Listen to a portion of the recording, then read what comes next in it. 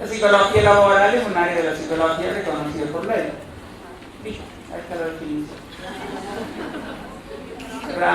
Área de la psicología reconocida por ley, es la definición. ¿Qué es lo que hace? Bueno, ahora vamos a ver. ¿Pero qué es? Es un área de psicología. Para entender lo que hace el psicólogo laboral, tenemos que entender cómo las personas se organizan. Se organizan en un ámbito en particular, que es el trabajo. Porque en esas organizaciones, chicos, cuando yo digo organizaciones, puede ser una empresa, esta facultad, o el call center donde trabajo. Porque allí en esa organización se despliegan prácticas de trabajo.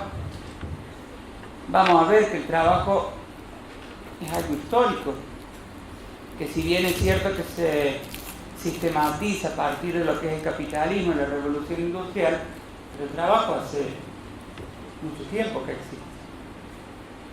Ahora, el trabajo no es una cuestión solamente de ir a hacer algo y recibir dinero. Eso es lo que tenemos que empezar a cambiar acá. Porque ahí, en esa situación de trabajo, hay dos cosas. Uno, la organización, la empresa, el lugar donde se trabaja, dos, los humanos. Pero fundamentalmente, y como tercer elemento, las prácticas que así se despliegan. ¿Sí? Y cuando yo digo prácticas, no es lo que cada uno de nosotros hace. Obviamente eso es, pero fundamentalmente son prácticas que ayudan a construir la subjetividad, lo que decíamos al inicio. En la escuela, cuando vas a hacer amigos de los chicos y las chicas y te haces tu grupito, estás construyendo tu subjetividad. Acá, chicos, ustedes están construyendo su subjetividad. Su subjetividad que la van a construir hasta el mismo día que se mueran. ¿Sí? Y en el trabajo, imagínense que de 24 horas que tiene el día, muchos de nosotros estamos 8 horas o más ahí adentro. Entonces, claramente, no es solamente una cuestión de hacer una actividad y ya está. Uno en el trabajo conoce gente, se hace amigos, se despliegan actividades que van más allá de la puramente cuestión de la retribución económica. ¿Sí? Y esas actividades, esas prácticas de trabajo, chicos, van construyendo nuestra subjetividad. ¿Se entiende? Entonces el psicólogo laboral va a ver múltiples cuestiones, objetivas y subjetivas. Objetivas, la máquina con que vos interactuás, el sueldo que vos cobrás, pero también subjetivas, las relaciones que vos estableces en ese trabajo, con la idea, con la concepción que la práctica de trabajo que vos desplegás en una empresa, en una institución, ayuda a que vos te vayas formando como persona. ¿Sí? ¿Se entiende? Bueno, ya está. Eso es lo que hace el psicólogo laboral. Entonces,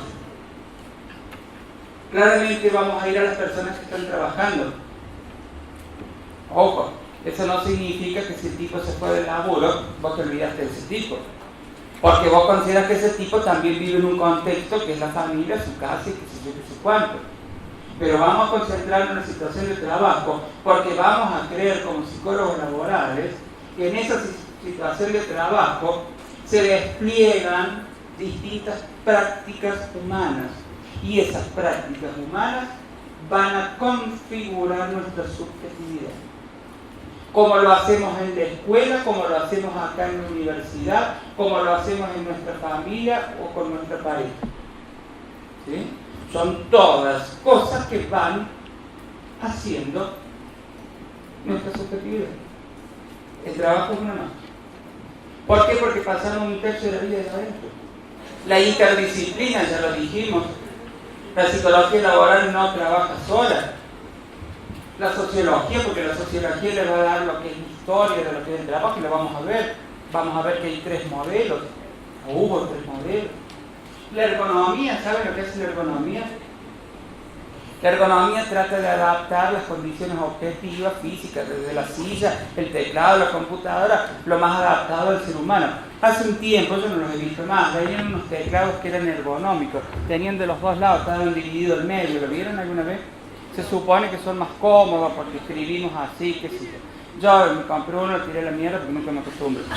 No pude, pero bueno, se suponía que eso era mejor. La teoría política, la economía, imagínense, si los sueldos son suficientes, no suficientes, sin inflación, toda la cosa de la economía es que Dios nos libre igual. Por ende, chicos, la psicología lo que va a aportar en esa situación de trabajo y de la interacción que se da el hombre con la organización es justamente la subjetividad, cómo se va construyendo la subjetividad.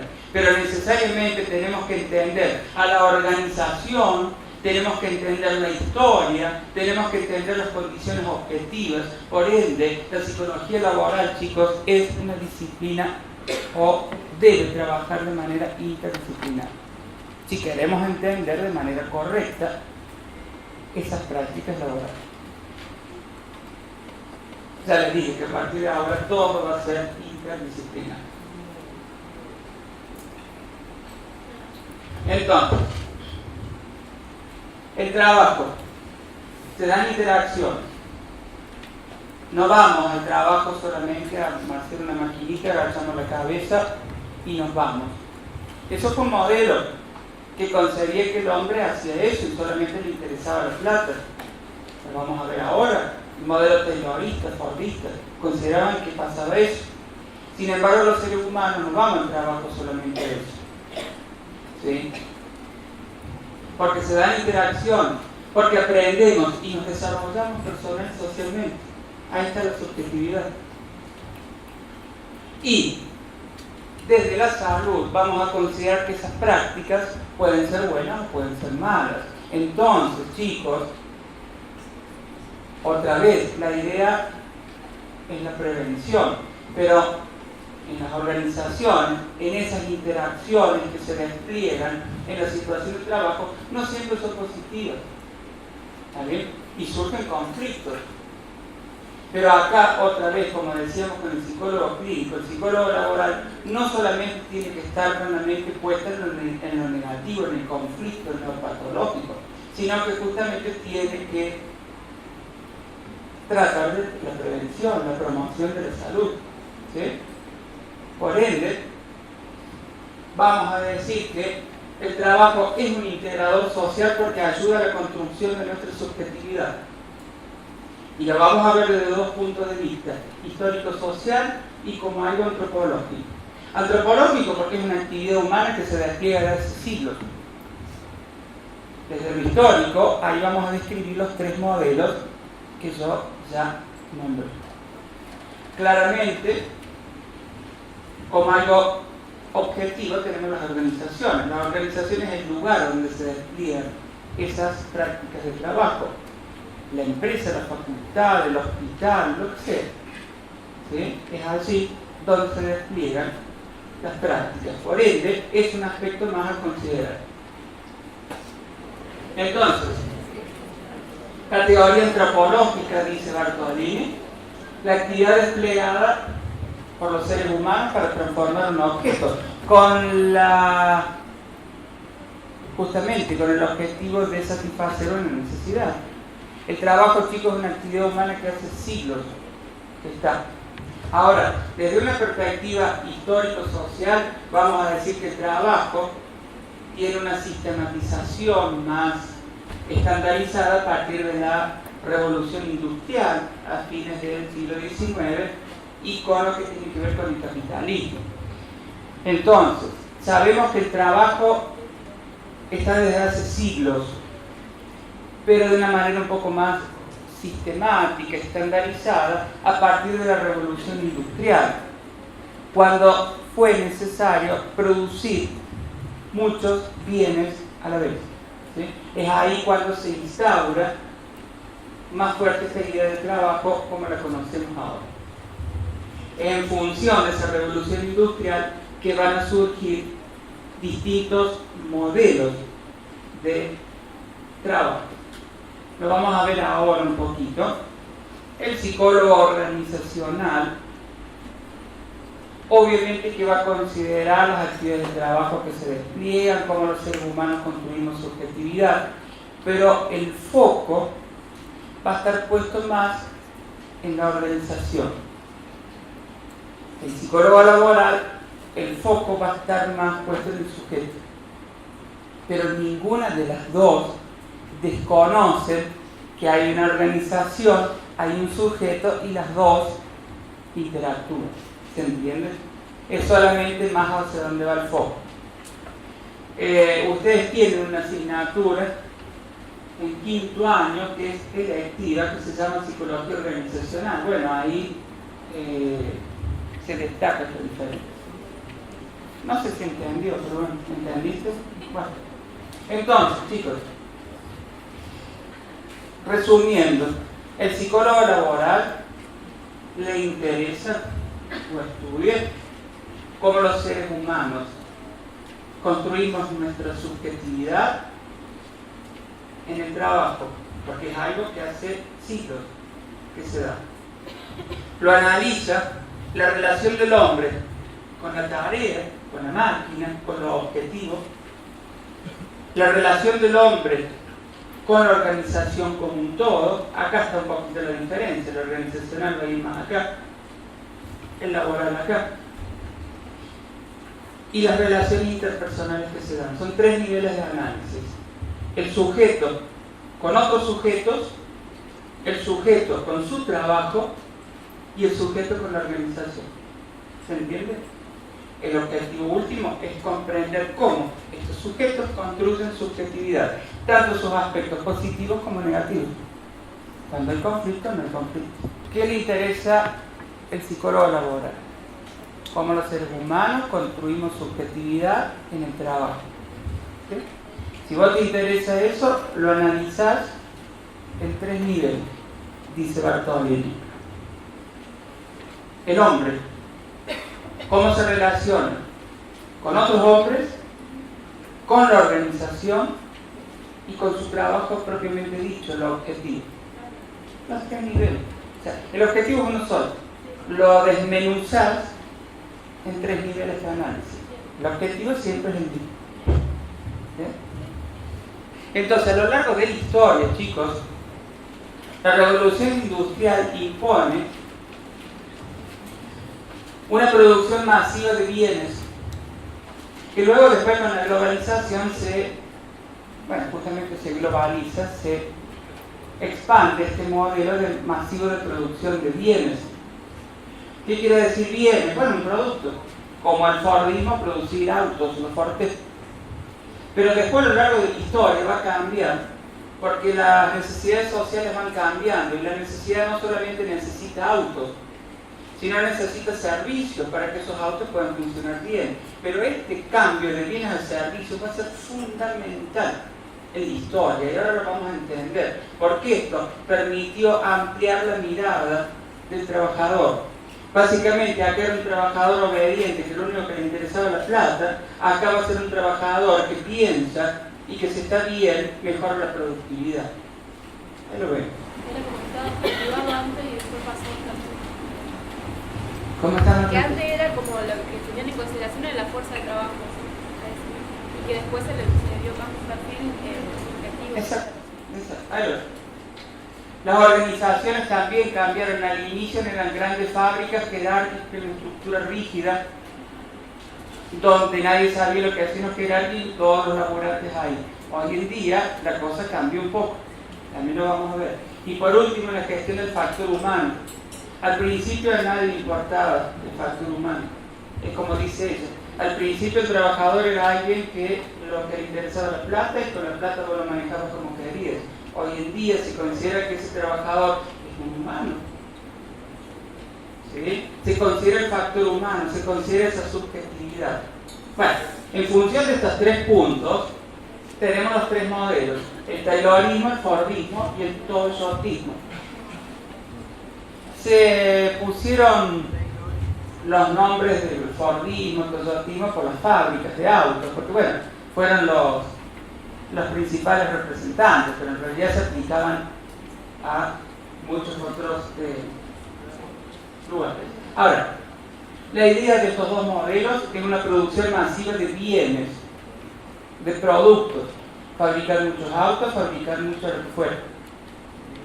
Y fíjense que la palabra clave acá es la eficacia y la obediencia.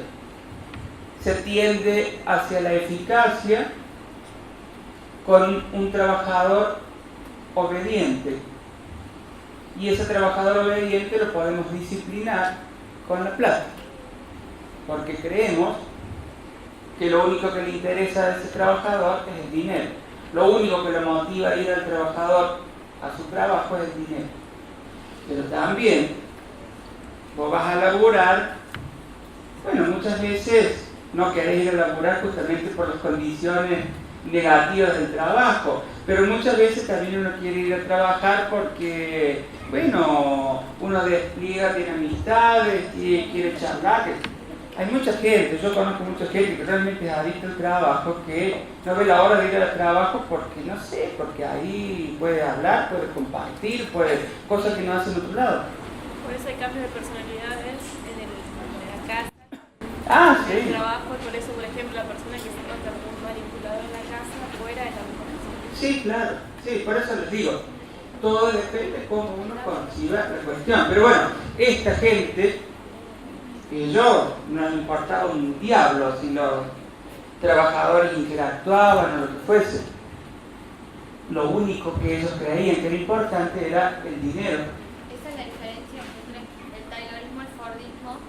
En realidad estos dos, la diferencia entre el fordismo y el taylorismo es que el fordismo hace un desarrollo de masas, o sea, acá había que producir bienes, ¿sí? Pero acá eran bienes en mucha cantidad. Claro, pero eso es lo que yo la diferencia del toyotismo.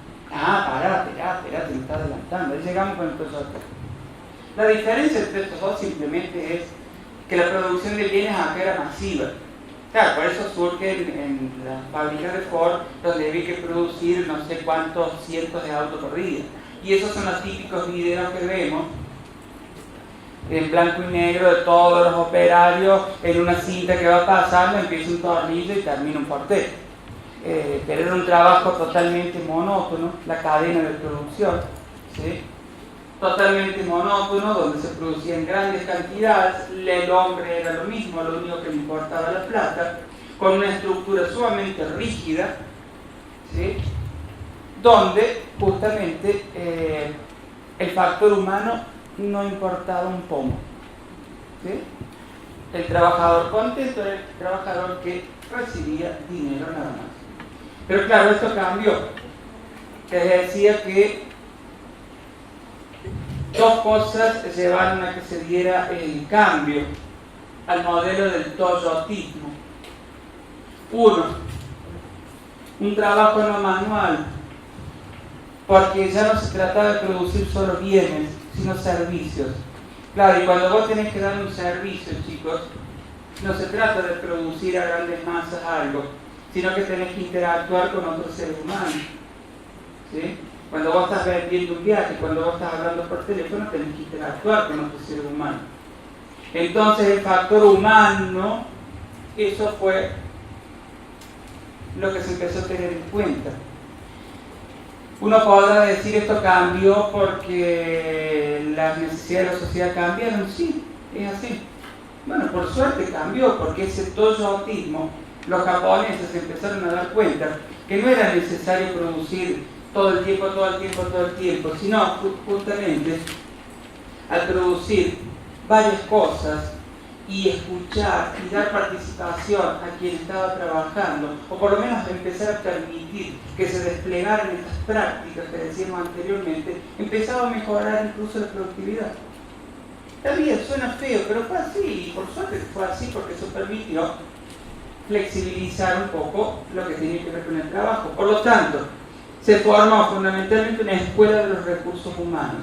Era necesario responder a los servicios que la sociedad necesitaba, y esos servicios se respondían de mejor manera cuando se permitía que el trabajador desplegara sus prácticas de trabajo y considerar fundamentalmente que al laburante no le importa solamente el dinero, sino que le importan otras cosas, ya sea buenas o malas, como dijimos recién.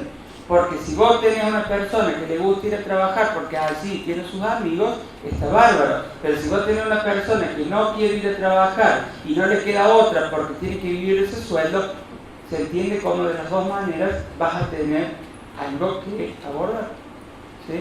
Entonces, el toyotismo, el considerar el recurso humano, el factor humano, permitió una gran apertura. Ahí nace la psicología laboral. Y la psicología laboral a partir de esto tuvo un gran desarrollo, porque vos imaginate al Fordismo o al Taylorismo, un psicólogo laboral le pegaban una patada que iba a volar no sé dónde. Efectivamente, a partir de esto tuvo un gran desarrollo la psicología laboral, porque se empezó a ver que ese ser humano no solamente le interesaba la plata, le interesaban otras cosas, y se empezó a ver que había conflictos. Bueno, es ahí donde la psicología laboral empieza a tener una fuerte influencia. ¿Se entiende, chicos? Bueno. Bartolini muestra o describe 4 componentes, 4 campos de intervención, los cuales deben saberlo.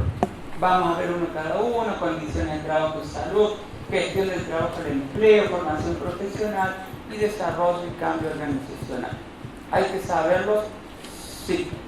Dentro de lo que tiene que ver con las condiciones de trabajo y salud, vamos a distinguir aquellas cuestiones objetivas y subjetivas. Los objetivos, chicos: el salario, ya lo dijimos, obvio, queremos que nos paguen, las mutuales, el ambiente físico, la ergonomía, ¿se acuerdan? Esta cuestión de adaptar aquellas condiciones objetivas hacia la persona.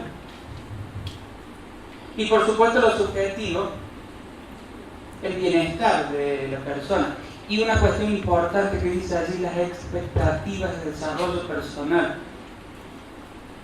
La mayoría de los que trabajamos tenemos expectativas no solamente de ganar más dinero para satisfacer mejor nuestras necesidades, sino también de mejorar en el trabajo, mejorar las condiciones, ascender. Bueno, cada uno tiene expectativas. El psicólogo laboral no va a ir a mentirle, va a ir a decir: vos vas a llegar a ser jefe, pero sí tiene que trabajar con esas expectativas, porque muchas veces las personas tienen demasiadas expectativas que no se cumplen, y eso no está bueno, ¿se entiende? Entonces es un campo fundamental a trabajar. Las intervenciones, chicos, no se van a tomar de memoria esto, léanla, las veamos un poquito. Lo que quiero que ustedes vean, que como decíamos con la psicología clínica, no es solamente esperar el conflicto, sino fundamentalmente apelar a la promoción y prevención de justamente eso. Fíjense en planificación, programas de prevención, rehabilitación. Bueno, acá sí estamos hablando de algo ya patológico, la legislación. Bueno, en resumen, todo lo que tiene que ver con lo objetivo y subjetivo, fundamentalmente apuntando a lo que es la prevención. Como en el primer día de clase yo les dije que era la psicología y empezamos a hablar, que muchos te decían que vos estabas loco, que vos estabas chiflado, que eso, que lo otro. Pasa lo mismo. Hay muchas empresas, muchas instituciones que de psicología, ¿qué tiene que hacer una empresa? Entonces, el campo de la psicología laboral no es tan simple. Por suerte hay una apertura mayor y las organizaciones se están dando cuenta que es necesaria la psicología laboral. Así, es muy raro que una empresa tenga un staff permanente de psicólogos laborales trabajando. Es muy raro. Por lo general se piden informes, se pide el desarrollo de algún programa, pero sin el psicólogo estar en la institución, lo cual hace más difícil la cosa. Porque vos, para hacer un programa de promoción, de prevención, tenés que conocer bien la institución, ¿se entiende? Va. Quedarán ustedes ir imponiendo este rol en base a las prácticas. El segundo campo es la gestión del trabajo y del empleo. Acá la compañera me pregunta cuál es la diferencia entre psicólogo laboral y recursos humanos. Bueno, también allá en las primeras clases decíamos que, como vamos a decir en educacional, se confunde muchas veces con el psicopedagogo. Bueno, acá también a veces se confunde, incluso se arman algunas guerrillas, fundamentalmente lo que tiene que ver con la selección de personal, porque ahí muchas veces está el psicólogo laboral o ahí están la gente que tiene formación en recursos humanos. Se supone que el psicólogo laboral tiene un conocimiento en mayor profundidad de lo que es la estructura de la persona. La persona que estudia recursos humanos está más abocada a lo que es la situación del trabajo y las condiciones óptimas para que ese trabajo se desarrolle, o en todo caso el empleado ideal, por así decirlo. Pero la persona que está formada en recursos humanos no tiene la formación. No estoy hablando en desmedro de nadie, ¿sí?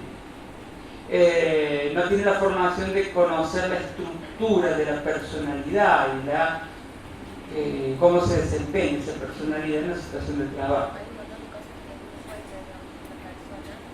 Es que la cuestión, una persona que está estudiando o es licenciado, creo que es licenciado en recursos humanos, no va a conocer aspectos de la personalidad que pueden tener influencia a la hora de seleccionar el mejor empleado, por así decirlo. Pero no digo que eso sea un déficit, no, es lo que ellos estudian.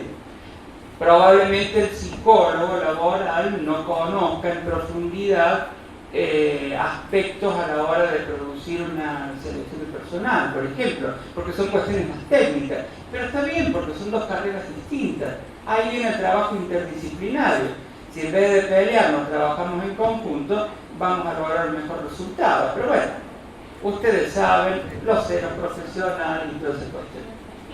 Pero fíjense que en la cuestión del trabajo estamos hablando de una cuestión íntegramente de inserción del psicólogo en la organización. Esto se hace difícil, y el que viene más difícil aún, por esta concepción que yo les decía antes. Hoy en día muchas empresas consideran que ¿para qué vamos a tener un psicólogo?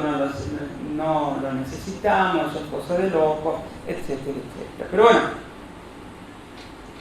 sí se ha demostrado que diseñando planes de promoción, de orientación, muchas veces hay gente que está disconforme con su trabajo, entonces ayudarla justamente a encontrar aquello que le gusta. Bueno, todo eso va a mejorar las condiciones. La inserción del psicólogo laboral no es fácil por estas cuestiones que les decía anteriormente. Lo mismo pasa con la formación profesional. Muchas veces organizaciones llaman a psicólogos laborales para que diseñen planes de formación. Formación no solamente, por supuesto, en lo que tiene que ver con su trabajo propiamente dicho, sino con otras cuestiones que van a incidir directamente en la situación del trabajo. Y el psicólogo laboral es llamado para que diseñe un plan de formación, pero el psicólogo nunca estuvo en la institución. Entonces se hace difícil diseñar un programa sin haber estado ahí. Por eso les digo que son pocas las instituciones que tienen un staff estable de psicólogos, lo que hace muchas veces que esto sea difícil. Igualmente, ustedes verán que la cuestión del conflicto lo vimos en las condiciones subjetivas y objetivas. Fíjense que todo esto apunta justamente a mejorar las condiciones de la práctica del trabajo. Esta es la más difícil aún, el último campo, el cambio organizacional, o sea, facilitar los procesos de toma de decisiones. Es muy difícil porque si hay una estructura jerárquica y cerrada, claramente la opinión de un psicólogo, imagínense, no va a ser bien. Bueno, todo depende de la organización. Hay muchas organizaciones, incluso empresas muy grandes, las automotrices, todas esas empresas tienen un staff de psicólogos, los cuales no es que vayan a decidir, sino que proporcionan herramientas a la hora de la toma de decisiones, ¿sí? Con esto les estoy mostrando, chicos, que el campo del psicólogo laboral no es primero no es seleccionar personal, lo puede hacer, pero no es solamente eso, ni tampoco hacer psicoterapia con los empleados que están tristes. Verán que el campo del psicólogo laboral es mucho, pero mucho más amplio. Lo interesante de este campo, como en todas las áreas, que se sabe, aún queda mucho por investigar, pero en este campo no solamente queda mucho por investigar, sino por insertarse, por demostrar con las prácticas que puede ser muy bueno para la empresa. Lo que pasa es que hay que luchar contra los prejuicios que tienen muchas empresas ahora. Para ir cerrando, la última, Bartolini dice que el rol profesional del psicólogo laboral es una construcción. Bueno, todo en psicología es una construcción. El rol profesional también. Pero interesantemente, Bartolini dice que el rol del psicólogo laboral se construye, por un lado, por las condiciones histórico-sociales, lo mismo que decía Marino, ¿se acuerdan? A través de la historia se va construyendo el rol, pero además el rol se construye por el propio profesional, es el mismo en función de esas cuestiones histórico-sociales que se va construyendo el rol del psicólogo laboral. Por eso, estimados estudiantes, quedan ustedes el deber de seguir construyendo este rol y lograr una mayor inserción en las organizaciones, que por hoy está bastante complicado a veces. ¿Está claro? Bueno, váyanse. Nos vemos el martes.